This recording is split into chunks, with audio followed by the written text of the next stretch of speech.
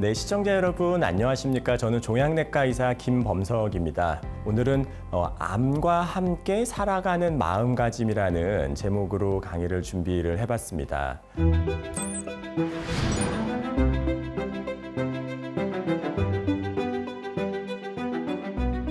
사실 암과 함께 살아가는 이라는 말씀을 드리면 많은 분들께서 조금 불편하게 여기기도 하세요.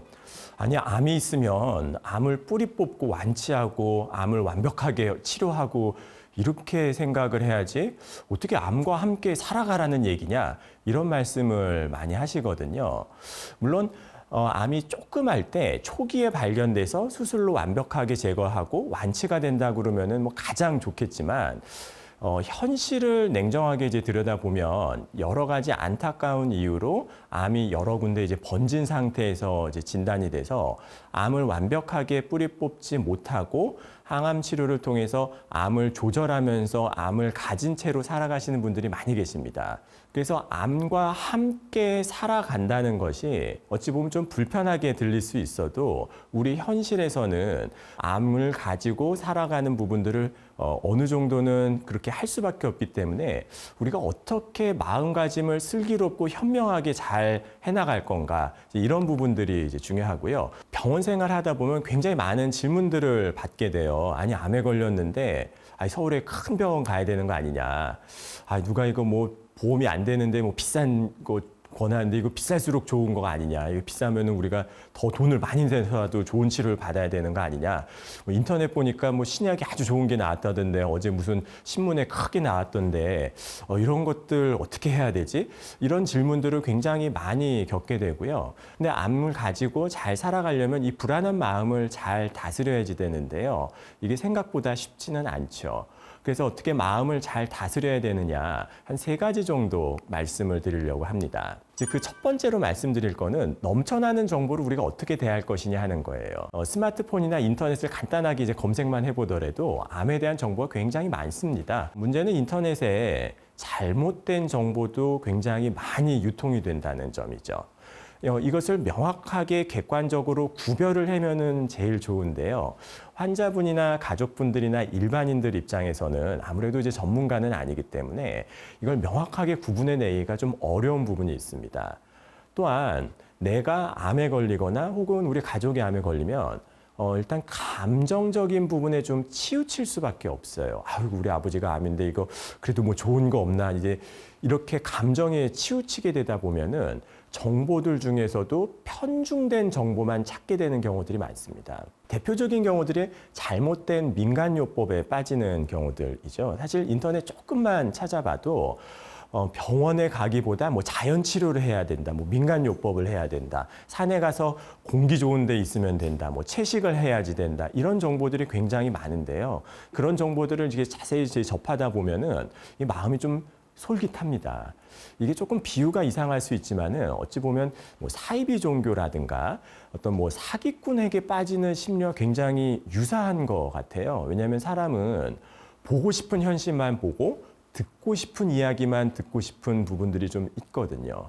게다가 이제 내가 암에 걸렸다, 항암 치료를 하고 있다, 이제 이렇게 몸이 힘든 상황이 되면은 그런 이야기에 귀가 솔깃할 수밖에 없어지게 되죠. 하지만 이게 쉽고 편한 곳에는 길이 없는 경우가 많아서 잘못된 정보를 택해서 오히려 그것 때문에 내가 손해를 받는 부분들을 굉장히 현실에서는 많이 보게 됩니다. 게다가 인터넷에는 어떤 일반론적인 얘기만 나오지 개인의 차이를 반영해서 얘기가 나오지 않습니다. 그래서 인터넷 카페라든가 이런 데를 보면 누가 무슨 치료를 해서 나았대요. 이제 이런 얘기 보면 그분은 엄밀히는 뭐 폐암 1기였었던 거고 나는 지금 폐암 4기인 거고 그분하고 나하고 비교 대상이 아닌데 같은 동일선상에서 비교를 하면서 나도 저런 치료하면 좋아지겠구나 이런 마음이 드는 부분들이 좀 있습니다. 그래서 인터넷을 보면 정보를 얻을수록 모든 게 명확해지고 뚜렷해지고 내가 마음이 안정이 되는 게 아니라 인터넷을 볼수록 점점 더 불안해지고 이게 맞는 건가? 이런 생각이 드는 경우들이 많아요. 그래서 제가 어떤 때에는 환자분들한테 아유, 인터넷 너무 많이 보지 마시라. 이제 그런 이야기를 드리기도 하는데요. 사실 암 환자를 집에 있다 그러면은 제일 중요한 거는 누가 뭐래도 환자거든요. 그래서 환자분이 불편한 거는 없는지, 지금 마음의 상태는 어떤지, 필요한 건 뭐가 있는지, 내가 어떻게 도와드리면 좋을지, 이런 것들은 컴퓨터 인터넷을 본다고 나오지 않습니다. 근데 환자를 보면은 답이 나오는 거거든요. 아, 우리 어머니가 오늘은 좀 어디가 좀 편찮아 보이시네. 무슨 문제가 있는 거 아닌가? 이게 환자를 보면서 환자를 돌봐야지 되는데, 환자는 안 보고 인터넷만 계속 들여다보면서 불안해 하시는 분들을 현실에서는 너무 많이 봅니다. 그래서 인터넷이 분명 좋은 점도 있지만 우리가 넘쳐나는 정보들을 어떻게 잘 걸러내고 내가 현명하게 잘 사용을 할 것인가, 이런 부분들이 암 치료하는 데 있었고 중요한 마음가짐 다루는 부분 중에 하나인 것 같습니다. 두 번째로 제가 암과 함께 살아갈 때 좀 강조를 드리고 싶은 부분은 치료의 주도권을 병원에 넘기지 않는 일이에요. 특히 초기 암이라든가 어떤 상황이 간단할 때에는 별 고민거리가 없습니다. 하지만 암이 점점 진행이 된다든가 병이 좀 심각한 상황이라든가 어떤 병이 진행돼서 말기에 가까워진다든가 그러면 어떤 명확한 치료 지침이 있다기보다 환자의 상태에 맞춰갖고 그때 상황에 맞춰갖고 의학적인 결정을 하는 경우가 많습니다. 특히 임종에 가까워지는 순간이라든가 말기에 가까워질수록 그런 일들이 생기는데요. 이런 순간일수록 의학적인 판단도 중요하지만 환자 본인의 가치관과 철학이 훨씬 더 중요하기도 합니다. 가령 삶의 량과 삶의 질, 이 두 가지를 비교해 봐도 그렇습니다. 많은 분들이 삶의 질 떨어지는 거, 고통스러운 거를 굉장히 싫어하세요. 그런데 마지막에 항암 치료를 통해 갖고 삶의 질을 떨어뜨리더라도 조금 더 생명을 연장해 볼 건가 하는 이런 결정을 함에 있어서는 어떤 정답이 있는 문제들은 아니거든요. 그런데 많은 경우에 자기가 무엇을 원하는지, 내 가치관과 철학은 무엇인지에 대해서 깊이 있게 고민해 보지 못하거나 혹은 가치관과 철학이 있더라도 주변 가족들의 등살에 휩쓸려 가지고 본인이 원하지도 않는 치료를 받는 경우들이 종종 있습니다. 근데 병원은 우리나라에서는 행위별 수가제라고 해서 어떤 의료 행위를 할수록 수가가 발생을 하고 하기 때문에 어찌 보면 병원에서는 계속 치료를 하라고 권하는 입장이 되기가 굉장히 쉽습니다. 사실 80대 중반 그러면은 암이 있다고 하더라도 암 때문에 돌아가실지 아니면 다른 노환으로 돌아가시게 될지 굉장히 판단이 좀 어려운 부분들이 많거든요. 이 노인 환자분들이 되면은 병이 한 가지가 아니라 당뇨, 고혈압, 뇌졸중, 거기다가 무슨 암 이렇게 되면은 환자 본인을 정확하게 전체를 놓고서는 치료 방침을 정해야 되는데 우리나라의 의료 현실이 그렇지 못한 경우들이 많습니다. 그래서 어르신들이 나빠지시게 되는 경우에 있어서는 우리 가족은 요런 치료는 하지 말아야 되겠다. 우리가 뭐 최선을 다하지만 정말 뭐 안 되는 순간이 오면 중환자실은 가지 않겠다. 뭐 심폐소생술은 하지 않겠다. 이렇게 치료에 어떤 선을 그어 놓는 거가 환자분들한테 오히려 더 도움이 되기도 합니다. 그게 환자를 포기하거나 가족분들이 책임을 다하지 않거나 이런 문제가 아니거든요. 물론 암이 없던 건강했었던 분이 갑자기 뭐 심근경색이 왔다든가 갑자기 폐렴이 왔다든가 그러면 당연히 인공호흡기 달고 중환자실 가고 해야 되겠죠. 하지만 암과 같은 만성적인 질환이 비가역적으로 나빠지면서 암 때문에 컨디션이 나빠지고 호흡 부전이 왔다 그러면 인공호흡기를 단다고 해결되는 문제가 아니거든요.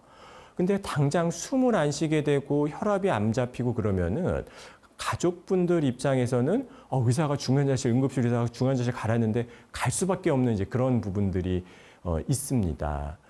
근데 이럴 때 환자분이 좀 의식이 맑아서 나 이제 지금도 충분히 힘들었고 나 이제 그런 힘든 치료 하기 싫다, 안 하고 싶다 이런 말씀을 해주시면 보호자분들께서 이제 중환자실 우리는 안 가겠습니다. 이제 편안하게 지금은 이제 어쩔 수 없는 거로 받아들이는 게 환자분을 진정 위하는 길인 것 같습니다. 이렇게 말씀을 할 수 있을 텐데 그때쯤 되면 환자분이 의식이 없으세요. 대화가 안 되고. 그러다 보면 많은 가족분들이 내가 효도를 해야 되는데 효도를 못했다. 이런 이유로 중환자실 치료를 선택하는 경우들이 많이 있습니다. 그래서 사전 연명 의료 요양서 같은 거를 좀 미리 써서 평소에 본인 뜻을 밝혀 놓으면은 나중에 불필요한 소위 무의미한 연명 의료라는 거로 고통을 받지 않을 수 있다는 거죠. 그래서 치도의 주도권을 병원에 넘기지 않도록 본인의 가치관과 철학을 잘 평소에 확립해 놓는 일도 저는 중요하다고 생각을 합니다. 세 번째로 말씀드릴 거는 환자분의 태도인데요. 많은 경우에 긍정적인 태도를 강조하는 부분들이 많습니다. 실제로 긍정적인 태도는 굉장히 중요하죠. 내가 열심히 치료를 받고 열심히 관리를 하고 내가 암과 맞서갖고 열심히 잘 싸워보겠다. 굉장히 좋은 거예요. 그런데 긍정적인 부분도 제가 보기엔 두 가지가 좀 있는 것 같습니다. 첫 번째는 결과에 대한 긍정이고요. 두 번째는 과정에 대한 긍정입니다. 우리가 대부분 많은 사람들은 암 치료를 하고 좋은 결과가 있기를 바라는 경우가 많습니다. 사실 당연한 거 아니겠습니까? 하지만 살다 보면 내 뜻대로 안 되는 정말 어쩔 수 없는 일들이라고 하는 것도 생기고 내가 열심히 노력하지만 안 되는 부분들도 살다 보면은 있기 마련이거든요. 그래서 결과에 대한 긍정보다는 즉 내가 치료를 하면 이렇게 될 거야. 나는 완치가 될 거야. 암을 꼭 뿌리 뽑을 거야. 이런 결과에 대한 긍정도 좋지만 어떤 때는 지나치게 결과에 대한 긍정에만 매달리다 보면 더 우울증에 빠지고 이런 경우도 있는 것 같아요. 그래서 저는 환자분들한테 결과가 어떻게 되든 간에 우리는 하루하루 최선을 다하고 과정에 대해서 긍정적으로 하자. 어떤 결과가 있더라도 내가 받아들일 건 받아들이고 내가 과정에 대해서 긍정적으로 생각하면서 힘든 일이 생기더라도 내가 이 과정을 또 이겨나갈 수 있을 거야 라고 하는 그런 마음가짐이 조금 더 좋지 않나 저는 이제 그런 생각을 하는데요. 제 환자분들도 가만히 보면 이제 과정에 대해서 긍정적인 분들이 조금 더 평온한 마음가짐을 유지하는 것 같습니다. 암 자체가 문제이기도 하지만 어찌 보면은 암 자체가 문제라기보다는 암에 대한 우리의 반응이 더 문제 아닌가 하는 생각이 저는 좀 들 때가 있습니다. 내가 암을 이겨낼 거야, 암을 극복할 거야 이제 싸우는 부분들도 있지만 암에 대해서 내가 만들어낸 그릇된 인식, 공포, 과도한 어떤 공포감 이런 것과 싸우는 경우들이 굉장히 많으세요. 그래서 제 환자분들도 이제 자세히 보면 암 자체는 별 문제가 없는데 내가 암 때문에 어찌 되는 거 아니야 이렇게 불안한 마음 때문에 심지어는 이제 우울증에 빠져가지고 더 아무것도 못하는 경우들도 많고 더 극단적인 경우에는 제 환자분들 중에서 자살을 하시거나 이런 경우들도 좀 있습니다. 근데 이제 자살하신 분들 면면을 보면 뭐 암이 나빠져가지고 그 심각하신 상태였었던 분들이 자살하시는 경우보다는 그냥 암은 깨끗하고 재발되는지 체크만 하는데 돌아가시거나 이런 경우들이 더 많더라고요. 내가 암이 재발되면 어떡하지? 나는 뭐 허리만 아파도 암이 뼈로 간 거 아니야? 머리만 아파도 암이 뇌로 간 거 아니야? 자꾸 이런 생각을 하다 보니까 그거를 견디지를 못하셔가지고 어떤 더 심리적인 문제에 빠져나가는 것 같아요. 무엇이 그렇게 그릇된 인식을 만드는가? 첫 번째는 개인의 경험이 좀 있는 것 같습니다. 개인의 경험, 특히 이제 가족분들 중에서 암 때문에 굉장히 통증이 조절이 안 되거나 고통스럽게 돌아가신 분들이 있으면은 그런 경험들이 마음의 트라우마로 남아있고 평생을 간직하거든요. 그래서 우리 아버지가 뭐 암에 걸려서 돌아가실 때 보니까 통증이 조절이 안 되고 엄청 고생하다 돌아가셨는데 내가 덜컥 암에 걸렸네.